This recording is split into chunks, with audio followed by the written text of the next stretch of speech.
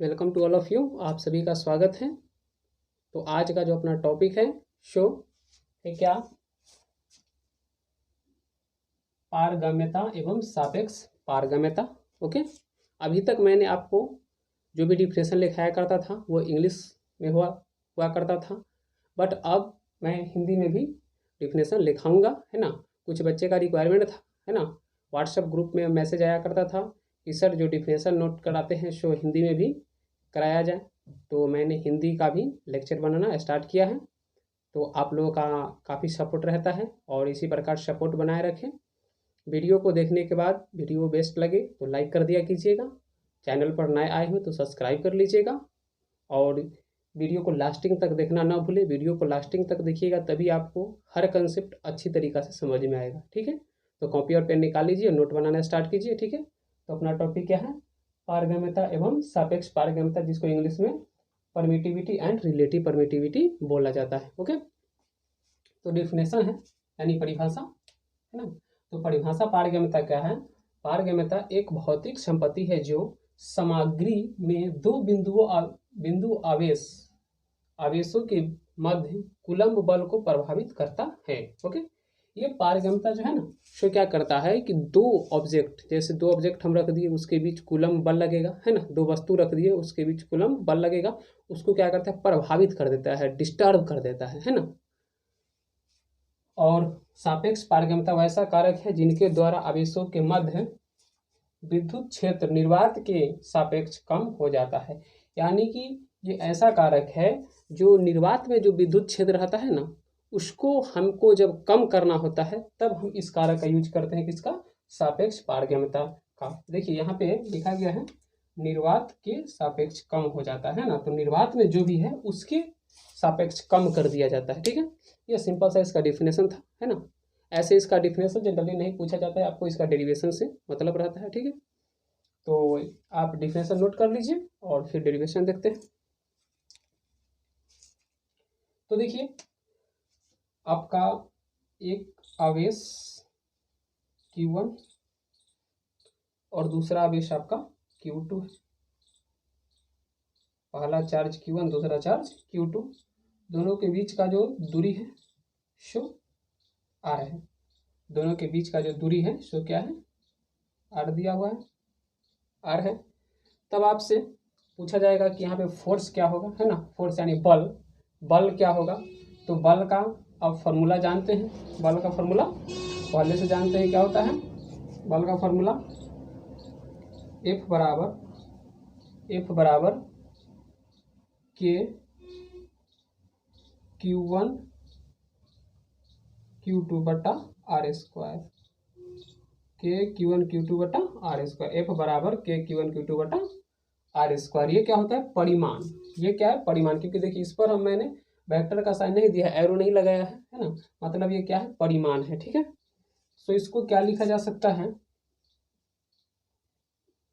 के को हम लोग पहले से क्या जानते हैं, क्या लिख सकते हैं, 1/4 पाई इप्साइलन, 4 पाई इप्साइलन। और ये जो अपना रहेगा सो Q1 Q2 by R square, Q1 Q2 by R square. यहाँ पर ये इप्साइलन जो है, इसको इप्साइलन बोला जाता है ना, इस सिंबल को। इप्साइलन क्या होता है, तो इप्साइलन आपका होता है पदार्थ का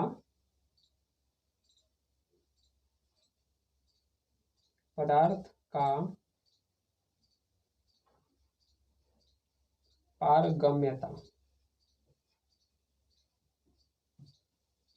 पारगम्यता। और के जो होता है, ये यहाँ पर जो के आप देखे थे, है ना, यहाँ पर जो के था, या इस पूरे टर्म को भी, है ना, इस पूरे टर्म को या डायरेक्ट आप के को ही बोल दीजिए।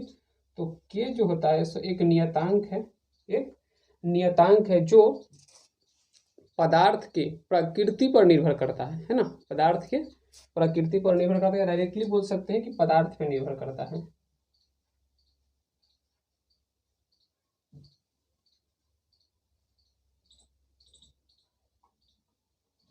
पदार्थ पर निर्भर करता है, पदार्थ पे निर्भर करता है। ओके, के जो है से क्या चीज पर डिपेंड करता है, पदार्थ पे निर्भर करता है। ये जो है आपका इप्साइलेन है ना, इप्साइलेन, इप्साइलेन का वैल्यू देखिए हर जगह पे अलग अलग होगा। जैसे क्या बोला गया, पदार्थ का पारगम्यता है, मतलब क्या है, पदार्थ चेंज होगा, बदलेगा, पदार्थ बदलेगा तो पारगम्यता भी बदल जाएगा। तो देखिए इप्साइलेन का जो वैल्यू होता है, इप्साइलेन का वैल्यू होता है आपका जल में, यानी वाटर, तो इसका जल में जो वैल्यू होता है शो होता है आपका, जल में इसका जो वैल्यू होता है show 7.12, 7.12 into 10⁻⁻12,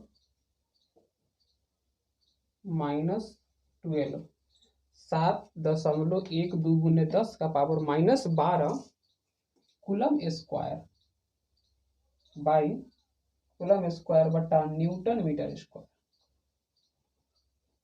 Newton metre square है ना, न्यूटन मीटर स्क्वायर। वही आपका शीशा में,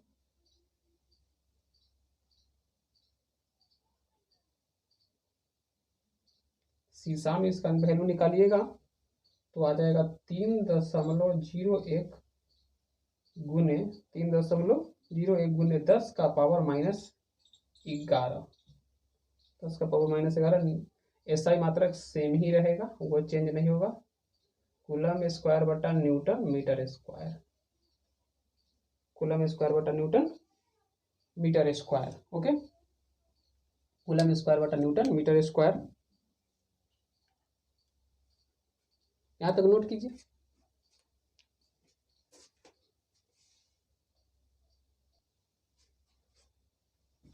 देखिए पारगम्यता, जिसका सिंबल आपको हम इप्साइलेन बताए थे, है ना, इप्साइलेन बताए थे, तो ये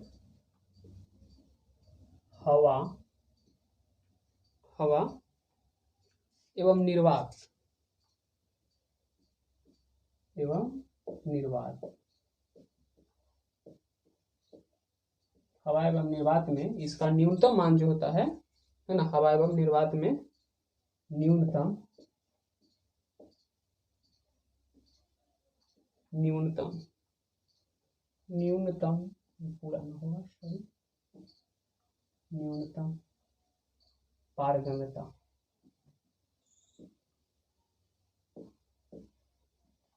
न्यूनतम पारगम्यता को हम क्या बोला करेंगे, इप्साइलेन नॉट, है ना। जब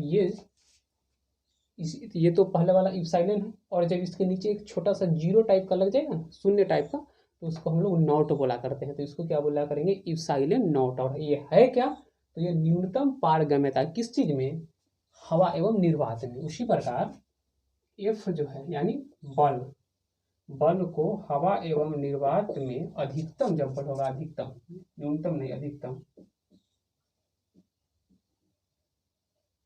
अधिकतम पारगम्यता, तो इसको हम क्या बोला करेंगे, एफ नॉट, है ना। ये अधिकतम बल है, अधिकतम बल कितना लग सकता है, तो एफ नॉट, और न्यूनतम पारगम्यता कितना हो सकता है, तो इप्साइलेन नॉट। ओके, ये अधिकतम का जब न्यूनतम आएगा तो हम लोग क्या लिखा करेंगे, इप्साइलेन नॉट, और जब बल अधिकतम आएगा तो एफ नॉट। ठीक है, so epsilon naught M, epsilon M greater than epsilon naught. कहने का मतलब कि किसी भी माध्यम में, किसी भी माध्यम में जो पारगम्यता होगा सो इप्साइलेन नॉट से ज्यादा होगा, है ना। यानी कि हवा एवं निर्वात के तुलना में ज्यादा होगा। किसी भी पदार्थ का पारगम्यता हवा और निर्वात के तुलना में ज्यादा होता है। ठीक है, हवा और निर्वात की तुलना में ज्यादा होता है। वही इप्साइलेन नॉट का जो वैल्यू होता है, इप्साइलेन नॉट का जो वैल्यू होता है तो आपका हो जाएगा 8.85 into 10⁻⁻12, 10⁻⁻12 coulomb square by newton metre square, coulomb square by newton metre square, है ना। इप्सिलॉन नॉट का जो वैल्यू होगा सो 8.5 × 10⁻12 कूलम स्क्वायर बट्टा न्यूटन मीटर स्क्वायर। ओके, उसी प्रकार एफ जो होगा यानी बल, है ना, एफ जो किसी भी पदार्थ का सो लेस देन होगा एफ नॉट से, है ना, यानी कि किसी भी पदार्थ का बल, है ना, किसी भी पदार्थ का बल हवा एवं निर्वात की तुलना में कम होता है। किसी भी पदार्थ में जब आप बल लगाइएगा तो जितना हवा में लगेगा उसके तुलना में वहाँ पे कम लगेगा। हवा में मान लीजिए कि आपने 10 न्यूटन का फोर्स अप्लाई कर पा रहे हैं तो दूसरे पदार्थ में आप 10 न्यूटन का फोर्स अप्लाई नहीं कर पाएंगे, है ना।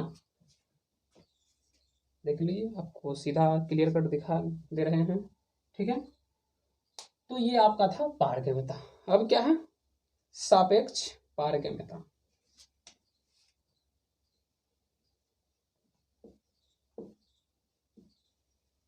सापेक्ष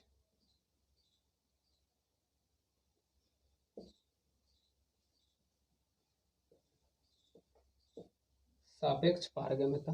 ओके, सापेक्ष पारगम्यता यानी relative permittivity.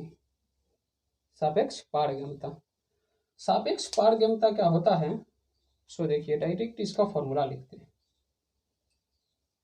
Mu R sorry epsilon R बराबर इप्सिलॉन एम बट्टा इप्सिलॉन नॉट, है ना। देखिए आर का मतलब क्या हुआ, रिलेटिव यानी सापेक्ष, है ना। ये हो गया क्या, सापेक्ष पारगम्यता। ये क्या है आपका पदार्थ की पारगम्यता और ये क्या है न्यूनतम पारगम्यता, है ना। तो आपको कभी भी पूछा जाए कि सापेक्ष पारगम्यता का फॉर्मूला बताइए तो डायरेक्ट बोल दीजिएगा पदार्थ की पारगम्यता बटा न्यूनतम पारगम्यता। ओके, पदार्थ की पारगम्यता बता न्यूनतम पारगम्यता, ठीक है। इसको आप आगे कैलकुलेट कर सकते हैं, आगे इसको कैलकुलेट कर सकते हैं। सो EM बराबर आप लिख सकते हैं E0 ER sorry epsilon M बराबर इप्सिलॉन नॉट इप्सिलॉन आर। कभी मान लीजिए कि आपको सापेक्ष पारगम्यता दिया रहे, है ना, सापेक्ष पारगम्यता दिया रहे और आपसे पदार्थ की पारगम्यता पूछे, है ना, तो पदार्थ की पारगम्यता पूछे तो आप यहाँ से निकाल सकते हैं। देखिए तो फिक्स है जो आपका वैल्यू दिया हुआ है और ये आपको कैलकुलेट करना है, निकालना है, ठीक है। और तो ये मिल जाएगा, ठीक है। तो नोट कर लीजिए, यही था पारगम्यता और सापेक्ष पारगम्यता। इसके बाद का टॉपिक है विद्युत क्षेत्र, ठीक है, नोट कीजिए यहाँ पर।